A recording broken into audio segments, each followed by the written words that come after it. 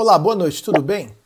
Eu sou o Anderson e este é o programa Ernesto Responde, com Ernesto Abercor e seus convidados. Se a sua empresa está precisando de um ERP completo, robusto e que atenda todas as necessidades do mercado, consulte ERP Flex. O ERP Flex é o sistema empresarial que tem toda a bagagem, toda a trajetória de mais de 55 anos de experiência no mercado de gestão empresarial do Ernesto. O Ernesto é fundador da Siga, cofundador da Microsiga e cofundador da TOTUS. Para obter mais informações, acesse erpflex.com.br. No programa de hoje, uma entrevista exclusiva com Daniel Bruin sobre reputação empresarial. Assista agora.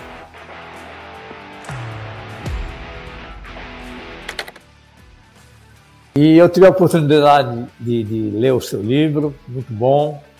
E obrigado. Como surgiu essa ideia de falar sobre reputação, que é uma coisa tão delicada, vamos dizer assim?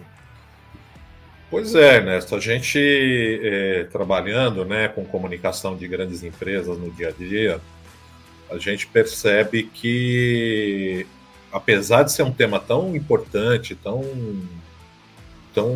fundamental na vida das empresas, não existe uma literatura sobre isso no Brasil. Existe, mas é muito pobre, né? A gente não tem muita referência. E eu comecei a perceber, com vários casos acontecendo com empresas brasileiras e estrangeiras, aí de casos de crise de imagem, escândalos, problemas públicos, tal, que realmente estava na hora de ter um livro que resumisse um pouco qual é o conceito de reputação empresarial, como é que ela é composta, tal, e dar alguns cases para se tornar uma base de estudos sobre isso. E assim chegamos aí, fomos juntando material, pesquisando bastante sobre o que tem sobre esse tema no mundo, no Brasil, e conseguimos fazer um pequeno compêndio do que é a reputação empresarial, com os rankings globais e brasileiros que existem sobre esse assunto, os elementos que compõem a chamada reputação, enfim. O livro é uma contribuição modesta para esse universo, talvez um ponto de partida para uma discussão mais ampla, mas não dá para negar que hoje a reputação é o maior ativo que uma empresa pode ter, né? Mais do que bens materiais, né? Ela é o que a gente chama de bens intangíveis. Né? Então, é uma discussão importante que a gente quer ter no mercado. E isso justamente no momento em que a gente agora tem toda essa... se falando muito sobre ESG, né? Que trata também desse assunto, né? Quer dizer, environment, quer dizer, o meio ambiente, o social, o tratamento com os colaboradores, a governança, que é o tratamento que a gente tem junto ao governo. Como é que você relaciona essa reputação com a ESG? O ESG, ele eu pontuo isso no meu livro, tem uma parte ali específica para isso. Todos esses movimentos, né, a ESG, ela é filha da RSC, que é a Responsabilidade Social Corporativa, né? É um conceito que vem evoluindo, que mostra que hoje a empresa ela tem que ser uma empresa cidadã. As empresas hoje elas não podem mais simplesmente existir para ter lucro, né? Produzir, oferecer um serviço, ter lucro. Ela tem que contribuir com a sociedade, ela tem que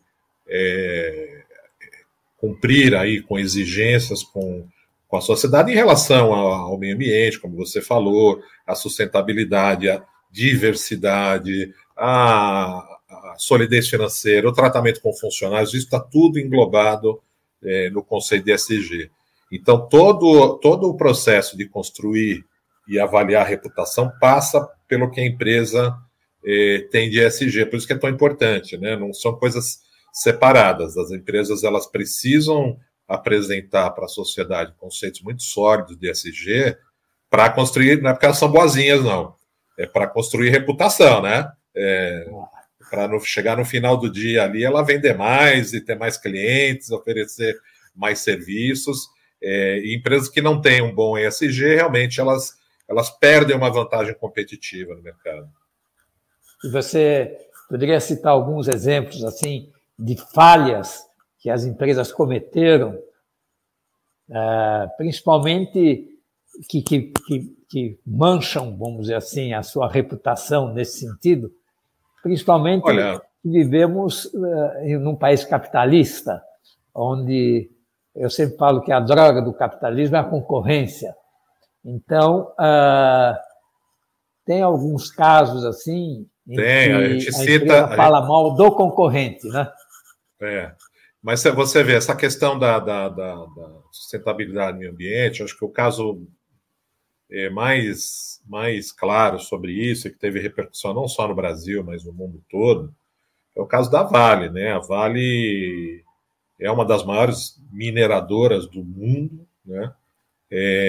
Alegadamente gasta muito dinheiro com preservação, com programas ambientais e tal, mas ela foi protagonista de 2 desastres ambientais que foram o rompimento de 2 barreiras, né? Mariana e Brumadinho, que infelizmente custaram a vida aí de várias pessoas, e no livro até a Vale é um dos cases analisados, que mostra como a empresa, que é uma empresa gigante, né, monumental, não estava preparada para um momento como esse, que manchou muito a reputação dela.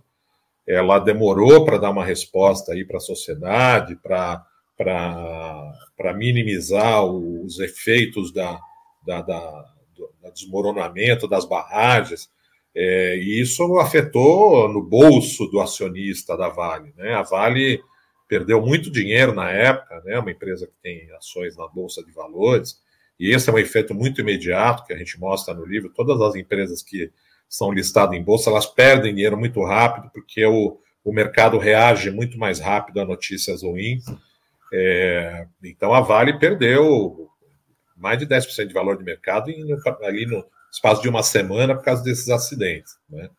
E agora imagino que aprendeu com a lição, tá passando a cuidar disso, mas a gente sabe que reputação, né, se você cuidar de reputação, eu digo assim, é aquele garçom com uma bandeja cheia de pratos, andando num restaurante que o chão está encerado, sabe?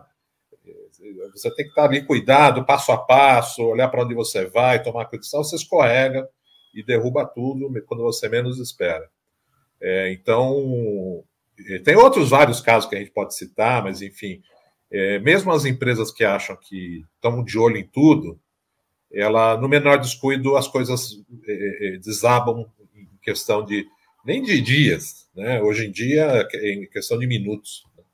Isso fere o bolso, pesa nas finanças dessas empresas. E ela sempre tem que estar visando realmente conquistar o seu mercado, agradando seus clientes, mas mesmo assim, voltando ainda um pouco a essa questão de que o grande drama, quer dizer, o grande problema da empresa, no caso da Vale, por exemplo, ela perdeu essa reputação, mas também ela não tem grandes concorrentes, quer dizer, ela domina muito fortemente o mercado. Agora, no caso de mercados que são mais concorridos, como é que uma empresa pode defender sem, vamos dizer assim, manchar o nome do concorrente? E o que você acha que deve ser a participação das associações nesse processo? Porque eu acho que as associações é justamente o lugar onde os concorrentes se encontram. Então, qual deve ser o comportamento de um dirigente quando ele está participando numa associação em que ele vai se encontrar com o seu concorrente? Qual deve ser o relacionamento dele? Ele deve esconder tudo que ele sabe ou ele deve procurar se relacionar bem com o seu concorrente para exatamente ambos, talvez, conseguirem atender melhor o mercado? Acho que essa pergunta é excelente, Ernesto, porque eu digo assim, o ecossistema de relacionamento de uma empresa com o que a gente chama dos stakeholders, né? Stakeholders, traduzindo para o português aqui no Brasil, são os públicos de interesse. Então, todo mundo, quando fala público de interesse, ele pensa consumidor, funcionário, mercado. Aí eu digo assim, põe concorrentes nessa lista. Poxa, mas como assim? Eu falo, o teu concorrente é o primeiro que está olhando para você, esperando você escorregar na casca de banana, né? Inclusive, a gente sabe, né, muito bem que muitas crises não são provocadas, mas são incentivadas por concorrentes, né? A gente tem muito boato, o famoso boato de mercado, né? Isso é prática já histórica, de você soltar um boato que a empresa tal tá com problema, está indo à falência, o produto não vendeu, não sei o quê. Isso é muito comum.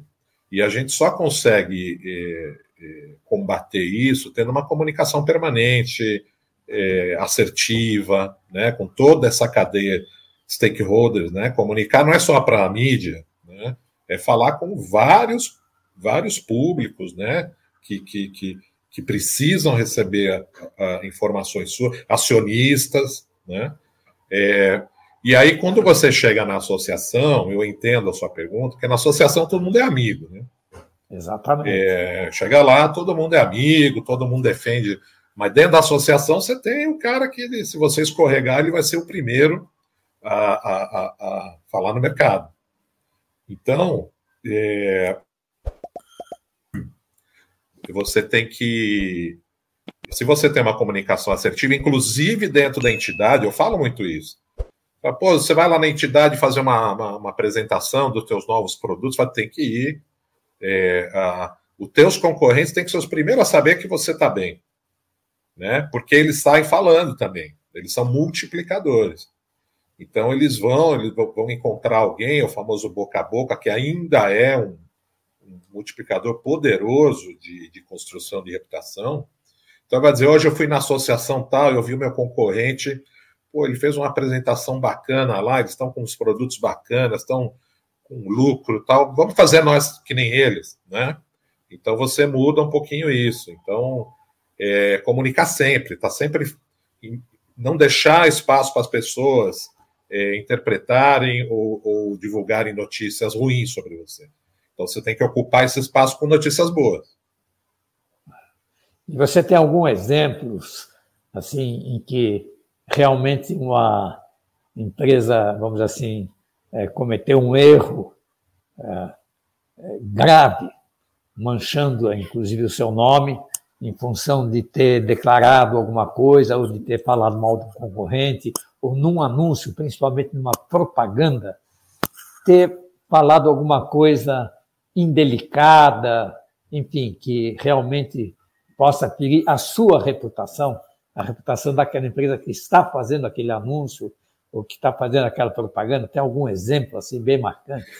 Assim, olha, que isso, né? Você está tocando num ponto que eu tenho também falado, é uma questão muito cultural. Nos Estados Unidos, é comum você fazer uma propaganda dizendo, olha, compre o meu que é melhor do que esse concorrente aqui, isso é normal, né?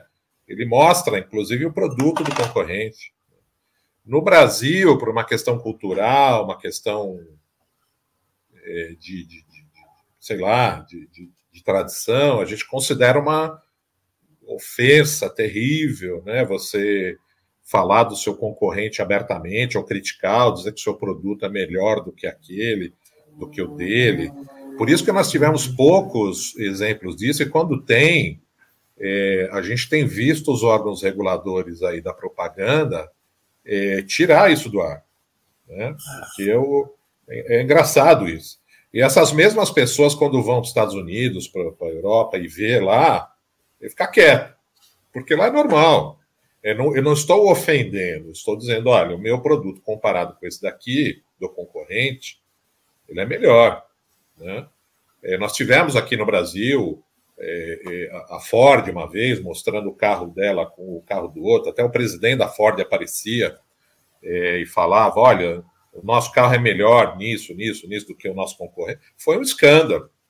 né? As pessoas acharam aquilo altamente ofensivo, até desonesto dentro da ética empresarial, porque nós temos essa cultura de compadrio, né? Se eu atacar o meu concorrente, eu estou sendo desonesto e tal, mas é uma prática de mercado muito comum fora do Brasil. Eu acho que a gente precisa amadurecer um pouquinho ainda para isso ser comum no Brasil também.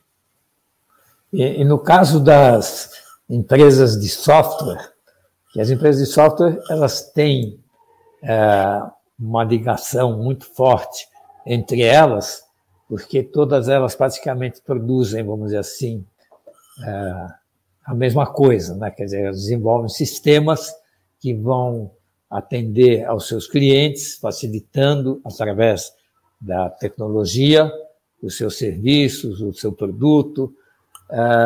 Você tem algum caso assim em que, como é que principalmente o programador, ele deve agir no sentido de não fazer exatamente igual ao seu concorrente, o seu produto?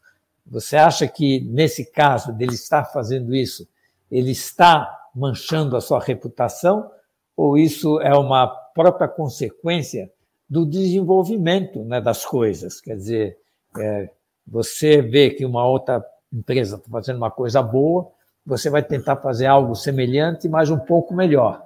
Como é que você acha que as empresas devem se comportar no sentido de não serem maculadas na sua reputação?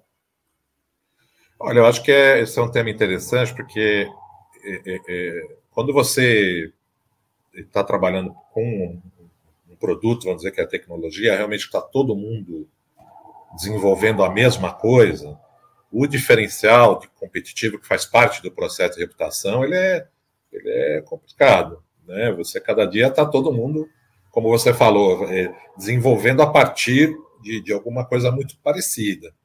Mas eu acho que a gente tem um grande caso, que para mim que é o caso da Apple, né? A Apple, quando lançou o seu... A Samsung, né? Assim. Na época não era nem a Samsung, era a IBM. A IBM tinha os melhores computadores, já tinha o sistema Windows dentro dos seus computadores, e o Steve Jobs aparecia nas propagandas, né, dizendo, olha, até o lema da campanha era Think Different, né? Era assim, tá vendo isso aqui que todo mundo está fazendo igual, esse computador bege, essa tela preta com essas letrinhas verdes e tal, acabou, nós estamos lançando um outro produto que vai oferecer a mesma coisa, mas muito mais bonito, com uma interface muito mais amigável, né? Vai mudar a sua vida, você vai ser um cara, todo mundo vai te admirar, né? Foi genial isso daí, do Steve Jobs, porque ele pegou uma coisa que todo mundo está fazendo igual, o dele não era diferente, se você for considerar o que ele entregava, era o editor de texto, acesso à internet e tal, mas ele empacotou de um jeito que foi uma revolução no mercado de computador, que nunca mais foi o mesmo, né? Com a morte dele, enfim, né? Não nasce o Steve Jobs todo dia. Eu acho que a gente voltou um pouquinho a essa mesmice, né? Mas eu acho que você hoje tem o Elon Musk aí, é um cara polêmico, né? Que comprou o Twitter, mudou o nome, aquilo lá está uma discussão, gente contra, gente a favor, não é mais só uma rede social, né? E o valor daquilo lá multiplicou de 1 trilhão para 4 trilhões de dólares, valor de mercado e tal.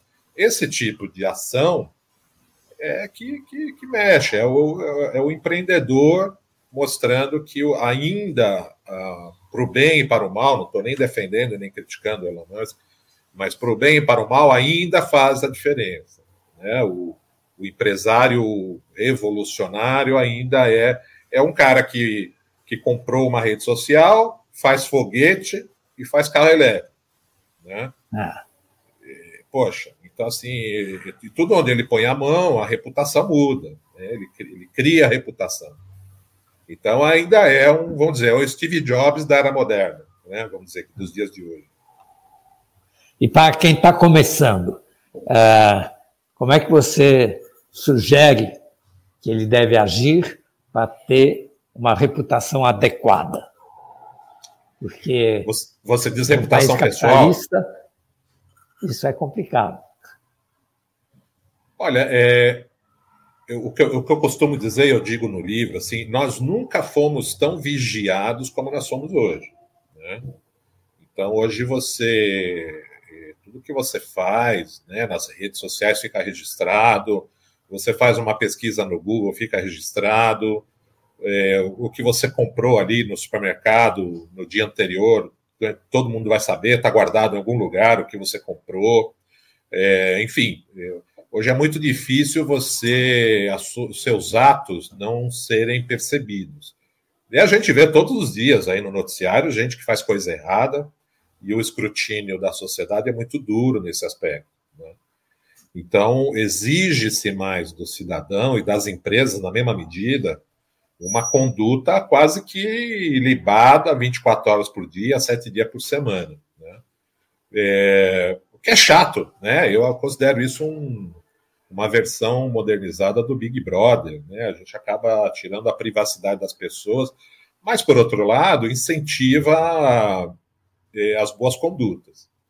Então, eu acho que tem alguns critérios hoje que são inegociáveis, né, tanto para pessoas físicas como empresas, que é ser ético, que é ser proativo, que é ser transparente, que é ser bom cidadão. Acho que a sociedade cobra muito isso.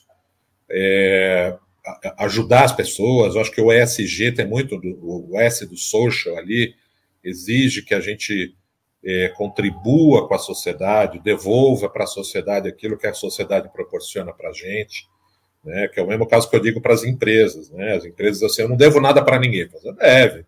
Você está usando uma água do riacho ali que é da sociedade, né?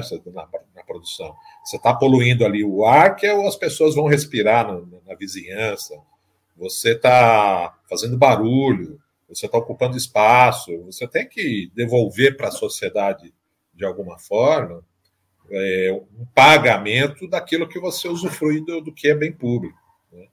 E isso serve para empresas e para pessoas físicas. Acho que a gente, o que a sociedade proporciona de oportunidades de crescimento, de valoração pessoal, a gente tem que devolver de alguma forma. Então, acho que esse é um caminho para construir uma boa reputação, em vez de... A gente não vive mais na era da acumulação, né? De você ter muita coisa e ser admirado por isso. A gente vive uma época em que ser uma boa pessoa, um bom cidadão, vale mais do que ter muitas coisas, né? Dar bons exemplos, enfim. Porque se você não tratar isso com hipocrisia, é uma boa notícia, né? Mas tem um caminho aí ainda. Eu acho que estamos melhorando nesse aspecto. E como é que você está vendo a inteligência artificial? Porque hoje está tudo automático, você liga na empresa, é um robô que te atende, você vai num lugar, tem lá um monte de botão para você ser atendido. Então, às vezes, pode até dar um problema. Até aconteceu um caso comigo ontem, num hospital, não vou citar o nome aqui, em que eu cheguei lá com minha esposa e a gente deu lá o documento do médico e tal, e a pessoa que estava nos atendendo estava lá com o computador e tal, e, enfim, sentamos-nos para ficar aguardando. E passou 1 hora, 2 horas, 3 horas e nada acontecia.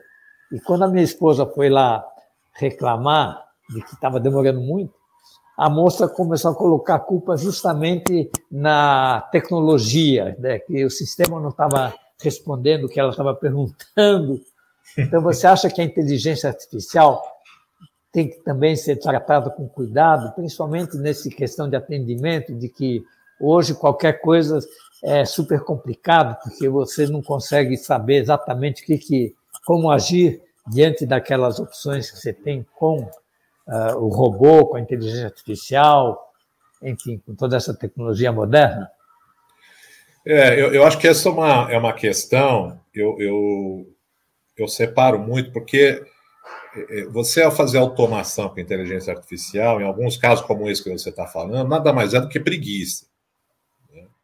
É preguiça, economia burra, né? Você ficar pendurado numa linha aí, você quer falar com o seu banco, com a sua operadora de celular, tem dezenas de opções ali, você fica 1 hora até chegar. Isso não é inteligência artificial, isso é desinteligência artificial, né? Isso é preguiça, economia burra, isso são coisas diferentes, né? E que eu acho que existe uma leniência aí do poder público em relação a isso que é inaceitável. Por outro lado, o que é realmente inteligência artificial e está sendo desenvolvido, e que a gente tem que valorizar, é o diagnóstico mais certeiro de doenças, são procedimentos cirúrgicos com menos margem de erro. No nosso caso aqui, da área de comunicação, a criação de conteúdos, imagens, sons, movimentos, né? E aí as pessoas falam assim, mas poxa, Daniel, você não fica preocupado que isso aí... Eu falo, olha, até hoje, né, até onde a gente sabe, tudo que vem da inteligência artificial é resultado da criação humana, né? Ela ainda não tem capacidade de gerar coisas por ela própria. Então, se a gente cuidar daquilo que a gente mesmo gera, ela vai ser um reflexo disso. Então, algumas empresas me procuram, né? Falam, poxa, tem uma imagem aqui que foi feita usando um produto meu. Eu falo assim, está nas redes sociais, está aberto para o público? Tá. Falo, então, né? Porque a inteligência artificial é isso. Se ela vai criar uma imagem e você aperta o botão, aonde ela vai buscar o subsídio para isso? Nas redes sociais, né? E nós temos muito dado, Ernesto. Eu crio um outro Ernesto aqui do seu lado com o que eu tenho de dado seu na rede social, que a gente nem sabe que tem, né?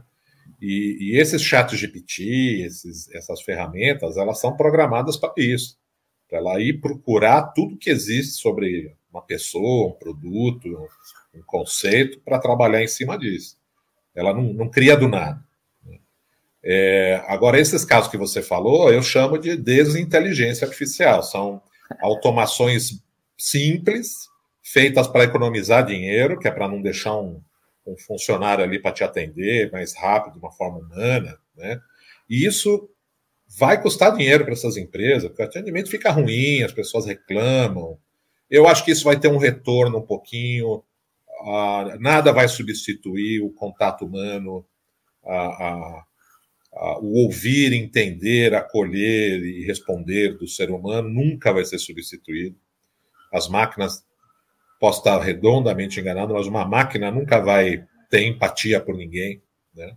Porque isso é uma atribuição da natureza humana, da alma humana.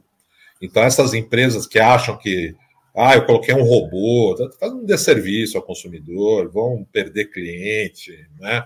Estão economizando, achando que estão fazendo uma coisa moderna, mas não estão só realmente desrespeitando o cliente.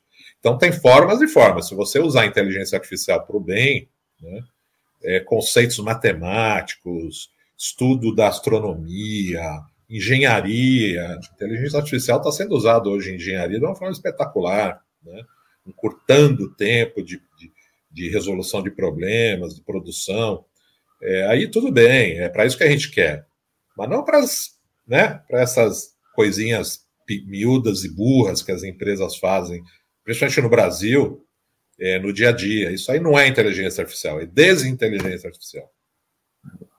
A verdade é essa, né? Hoje a gente tem que tomar muito cuidado no que a gente fala, no que a gente transmite. Então, evitar de cair nessas armadilhas, né? De ser mal entendido. Você tem mais algum conselho assim que você gostaria de dar para os nossos ouvintes de como evitar? Quer dizer, hoje você não pode ser muito atrevido, você tem que ser cuidadoso no que você fala, no que você transmite, no que você age. Você tem mais... Quais são os principais conselhos que você gostaria de dar? Eu acho que tem alguns importantes, assim. Rede social é uma janela. Exatamente, rede social. É uma janela. Não acha que você está postando alguma coisa ali não digo errada, mas ousada, ou sei lá, para os seus amigos que ninguém vai ver sim, né? Então tome cuidado com o que você posta, a gente tem que ser, esse conceito de cidadania tem que ser revisto para isso também, você tem que ser bom cidadão nas redes sociais, nas comunicações eletrônicas, a gente vive hoje os modelos de trabalho híbrido, né? Então, na sua casa e no trabalho você tem que ter a mesma... Você não pode ser bom no lugar e ruim no outro. Nisso eu acredito que nós vamos melhorar como pessoas e como sociedade, né? Acho que nisso a tecnologia nos ajuda. Então, o pessoal diz que boa reputação é você fazer sozinho aquilo que você faria na frente dos outros, né? Quando ninguém está olhando, você ser bom também. Então, acho que é isso, ser uma boa pessoa, um bom cidadão, não só quando os outros estão olhando, mas quando você está sozinho com você mesmo. Acho que é um bom exercício. Exatamente. E entendermos que hoje tudo que se fala, tudo que se faz é transmitido com uma velocidade incrível pelas redes sociais, de forma que todo mundo fica sabendo rapidamente. Instantaneamente. É coisa boa, é coisa ruim, né? Exatamente. E como se faz para adquirir o seu livro? Suas redes sociais? Olha, meu livro tá na Amazon e outras livrarias digitais, pode procurar aí no Google, está no site da editora Matrix, que é matrix.com.br, e está nas livrarias físicas também, tá? Então não é difícil de encontrar, não. Ok, Daniel, muito obrigado. Tenho certeza que o pessoal vai aproveitar muito o que foi dito aqui hoje e agradeço a sua presença aqui. Eu que agradeço, excelente papo aí, um grande abraço aí para os seus ouvintes e espectadores. Já estamos com mais de 130 mil que beleza, no YouTube. Excelente audiência que pega a nossa mensagem aqui e multiplica. Sem dúvida.